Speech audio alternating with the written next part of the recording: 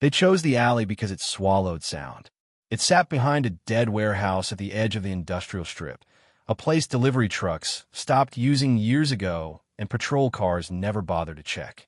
Rainwater collected in shallow dents in the concrete, reflecting broken light from a single flickering sodium lamp overhead. The air smelled like iron, oil, and rot, an honest place to end something. Dead Martin was already on his knees when the first blade came out. He hadn't begged. That surprised them. Most people begged. Some cried. Some shouted promises they couldn't keep. Martin had stayed quiet, eyes moving, calculating even as hands forced his shoulders down. He understood what this was the moment the circle closed around him. No negotiation. No message. No audience. This was deletion. The first stab landed low, just under the ribs. It knocked the air out of him in a way that felt almost polite. The second came faster. The third faster still. After that, the knives stopped being counted and started becoming rhythm. Arms rose and fell. Breathing turned wet. The world narrowed to pain and impact and the sound of his own blood hitting the ground. Someone sliced his throat near the end, careful, practiced. A finisher's move, the kind you used when you wanted certainty. They stepped back when it was done, breathing hard, muscles shaking from effort more than fear.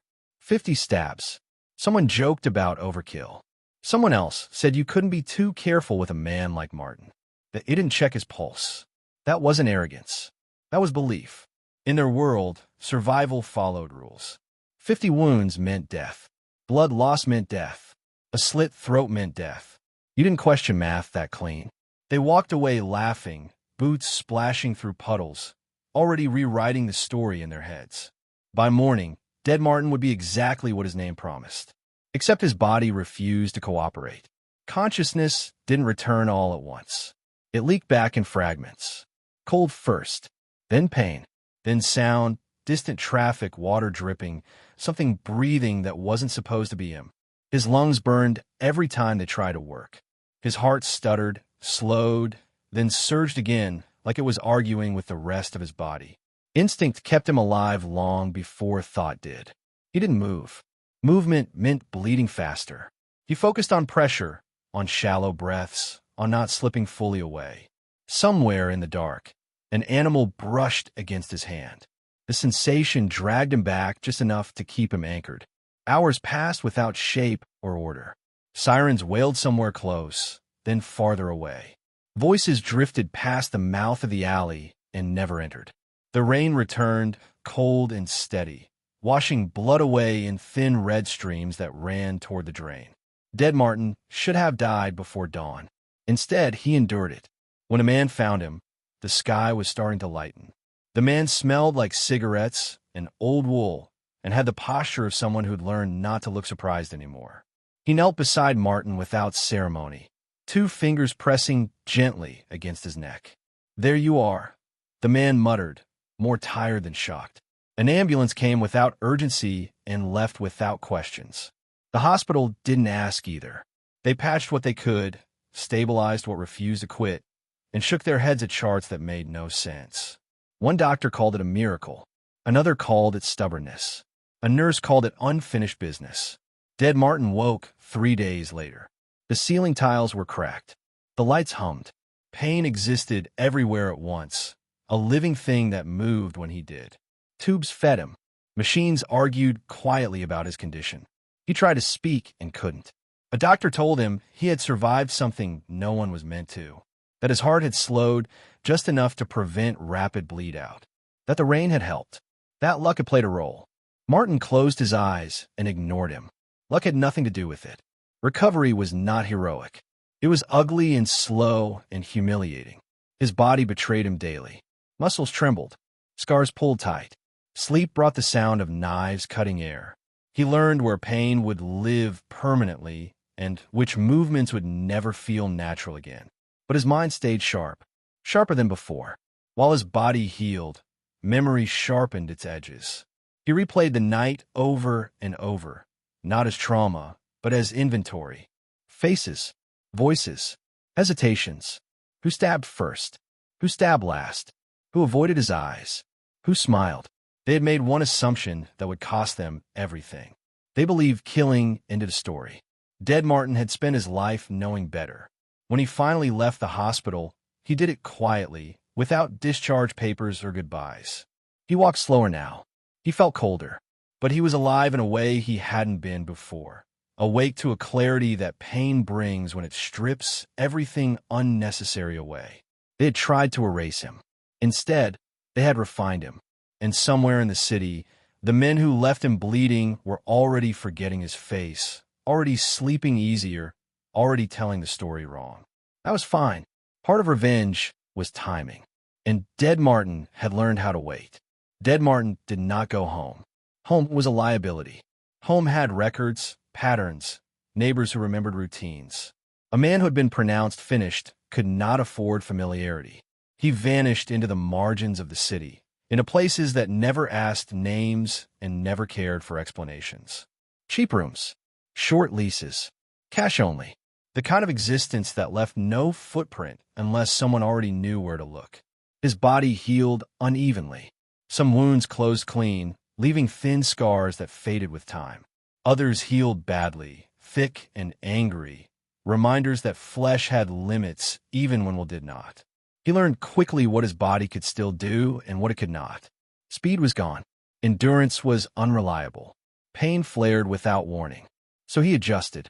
Dead Martin had survived long enough to know that adaptation mattered more than strength. He rebuilt himself methodically.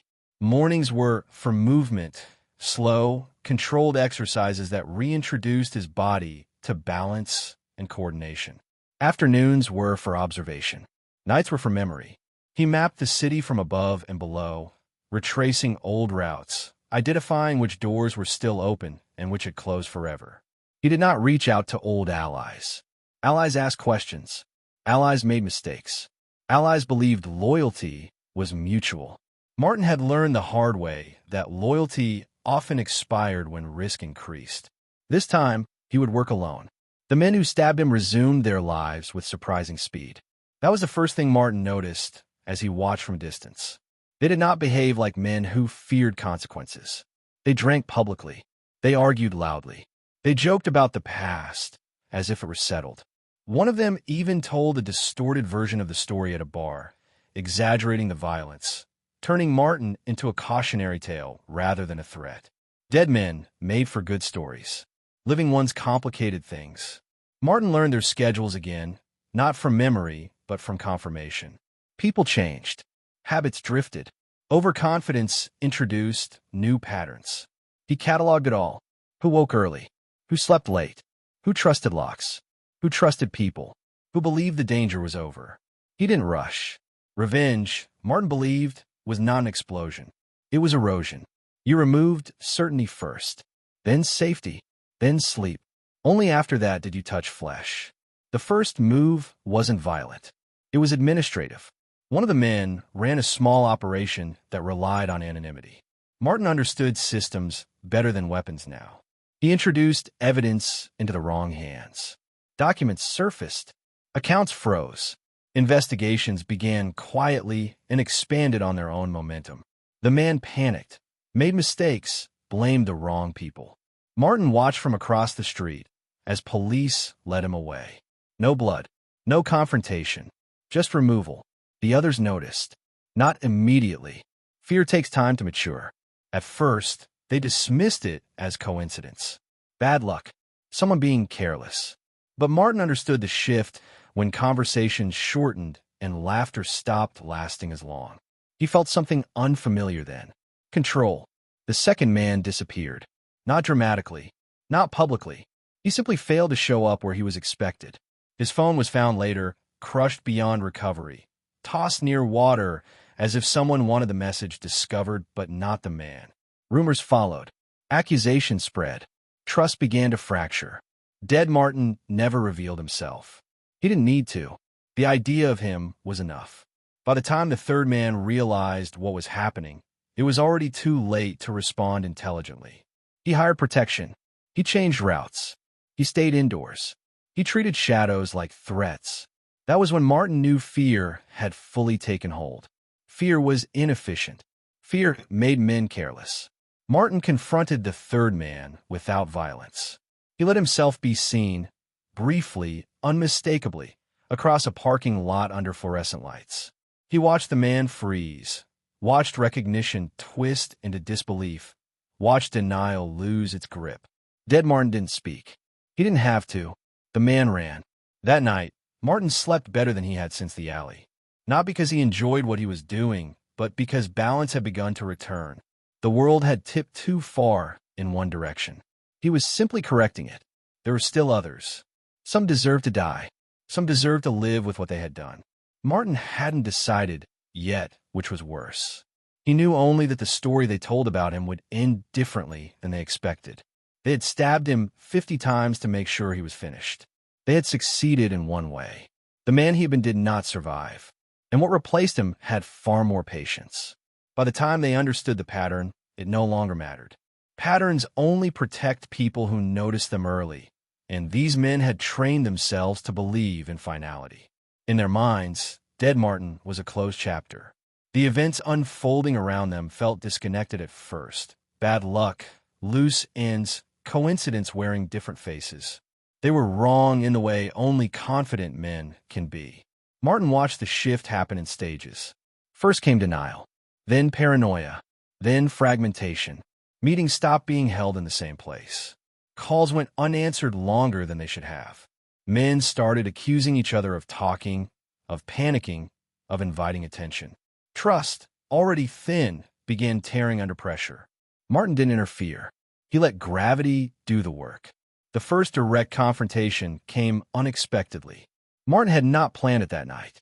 He was tracking one of the remaining men, a mid-level operator who had never led, but always followed enthusiastically. The kind of man who stabbed because others did. The kind who convinced himself that obedience absolved him. The man cut through a parking garage after midnight, footsteps echoing too loudly in the concrete space. Martin followed at a distance, favoring his left side, breath controlled, pain kept in check through familiarity rather than denial. The man stopped suddenly. "You can come out," he said, voice cracking despite the attempt at authority. Martin stepped into the light. The man turned. Recognition hit him like a delayed explosion. His mouth opened, then closed. His knees buckled slightly before he caught himself against a parked car. "No," the man whispered. "We killed you." Martin studied him carefully, not with anger, with assessment. This wasn't revenge yet. This was information. "You tried," Martin said. The sound of his own voice surprised him. It was lower now, rougher, less interested in persuasion.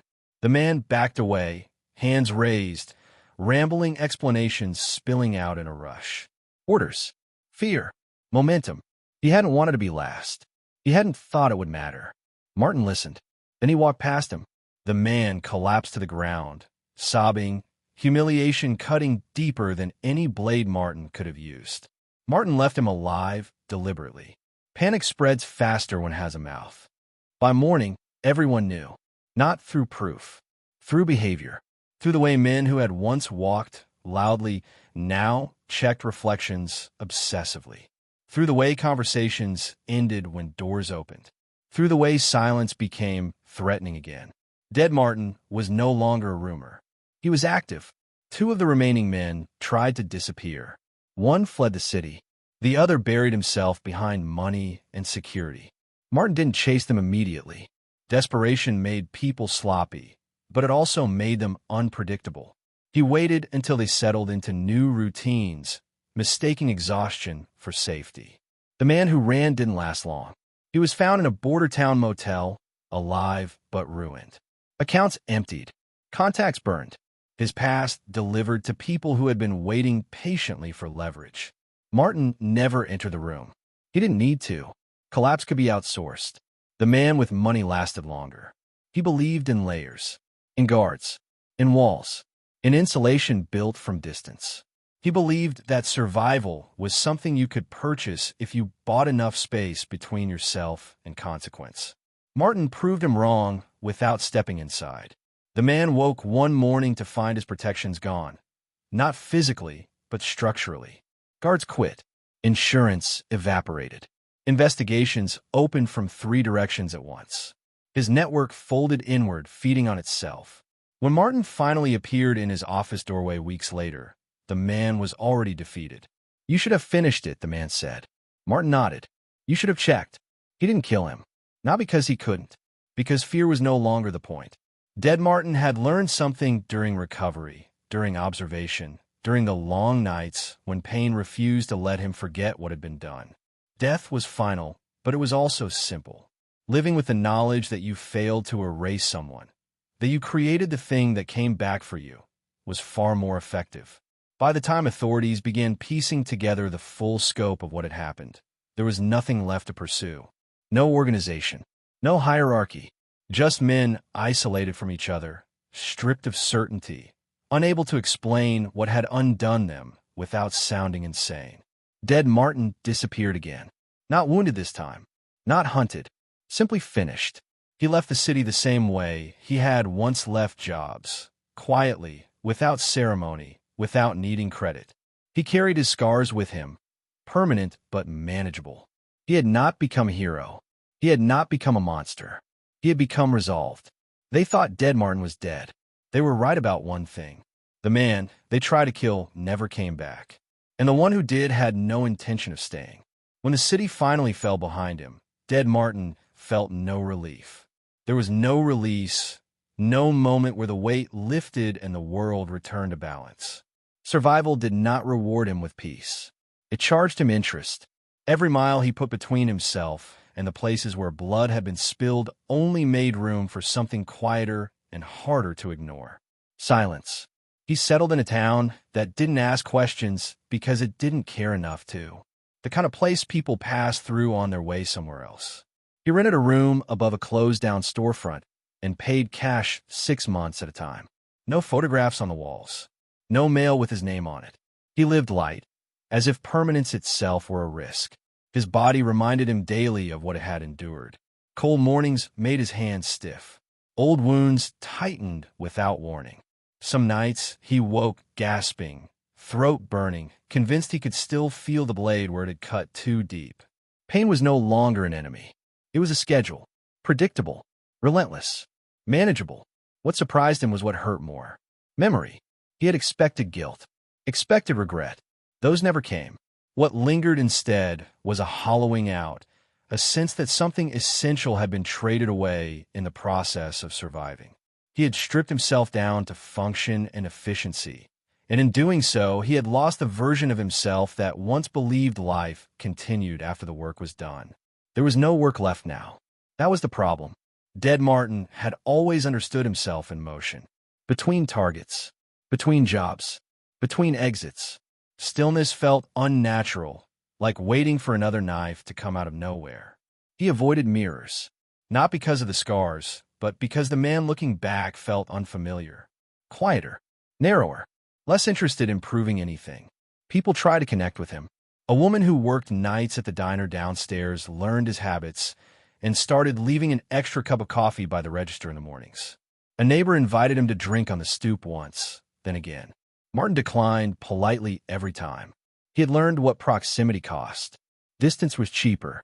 News from the city reached him eventually, distorted and incomplete. Arrests, testimony, collateral damage. Men who had once believed themselves untouchable explaining their actions to rooms that did not care. No one said his name. No one needed to. The absence was its own confirmation. Dead Martin read those articles without satisfaction. He had corrected the imbalance, but correction did not mean restoration. The world had moved on. It always did. That was the lie people told themselves about justice, that it concluded cleanly. Martin knew better. Consequences did not end stories. They changed directions. He began to walk at night. Long distances. No destination. Just movement. He learned the streets of his new town the way he once learned cities under contract, noting blind spots, rhythms, places where sound carried differently. Old habits didn't disappear. They repurposed themselves. Sometimes he imagined the men who stabbed him wondering whether he was still out there. That thought no longer pleased him. He realized then that vengeance had never been the point. It had been momentum. A way to keep going when stopping would have forced him to face what came after. Now that the motion was gone, what remained was choice. And choice terrified him more than knives ever had. One night, he stood on a bridge overlooking dark water and understood something clearly for the first time since the alley. He had survived because he refused to end. That refusal had power, but it also had responsibility. Continuing to exist was not the same as living. He had finished what was started, but he had not decided what came next. Dead Martin walked away from the bridge, not because he feared death, because he finally understood that survival had given him something rare, time without obligation, and he didn't yet know what to do with it. Dead Martin stopped running when he realized there was nothing left chasing him. That understanding didn't arrive all at once. It settled slowly, the way truth does when it has no drama left to hide behind. Weeks passed without incident, then months. No shadows lingered too long. No footsteps followed him home. No unfamiliar faces appeared where they shouldn't. The world, indifferent as ever, had moved on. He hadn't. The town accepted him as a quiet man with no past worth asking about. He fixed things when asked, carried boxes, spoke little, paid on time. People trusted him instinctively, not because he invited it, but because he never demanded anything from them. That, Martin learned, made people comfortable. Comfort was dangerous. It softened edges he had spent a lifetime sharpening. He caught himself laughing once, just once, at something a neighbor said, and the sound startled him more than any blade ever had. It reminded him that parts of him still existed beneath the damage. Parts he had assumed were gone for good. Sleep changed. The nightmares didn't vanish, but they evolved. The alley appeared less often. The knives lost their immediacy. In their place came questions, quiet, insistent ones that didn't bleed or scream, but refused to leave him alone. What did survival mean when no one was trying to end you anymore? What obligation did a man owe the time he had stolen from death? Martin didn't know the answers. He only knew he was tired of existing in reaction to something that had already passed. One afternoon, he walked into a hardware store and bought paint. Nothing special, just enough to cover the walls of the room he rented. The act felt absurdly normal, almost reckless. He spent the evening repainting, erasing stains and cracks left by other tenants who had passed through without leaving names behind. When he finished, the room felt unfamiliar, cleaner, less temporary. That night, he slept without waking once. The realization frightened him more than rest ever should have. Dead Martin had built his identity around endurance, around the idea that survival was earned through vigilance and pain. Letting go of that felt like betrayal, not of the men who tried to kill him, but of the version of himself who had endured the worst and kept moving anyway. He returned to the bridge weeks later, not in despair, not seeking answers from the water below. He stood there because the place demanded honesty. He looked down and imagined the version of himself that should have died in that alley. The man whose story should have ended under a flickering light with rain washing his blood into a drain. That man was gone, not killed, released. Dead Martin finally understood what had been taken from him and what hadn't. They had taken certainty. They had taken simplicity. They had taken the illusion that violence resolved anything cleanly. But they had failed to take his agency, his ability to choose what came next. That choice mattered more than revenge ever had. He left the bridge and didn't look back. In the months that followed, Martin allowed himself small commitments. A longer lease, a repaired relationship with a sister he hadn't spoken to in years, who didn't ask questions and didn't need explanations. A job that required showing up consistently instead of disappearing well. The scars remained. They always would. They ached when the weather changed and reminded him of limits he couldn't ignore. But they no longer defined him. People who heard rumors about Dead Martin told them wrong. They said he came back to end the men who stabbed him. They said he was unstoppable. They said he vanished in a legend. They missed the truth. Dead Martin survived 50 stabs, not to become death, but to outlive it. The real ending wasn't written in blood. It was written in the quiet, ordinary decision to stay.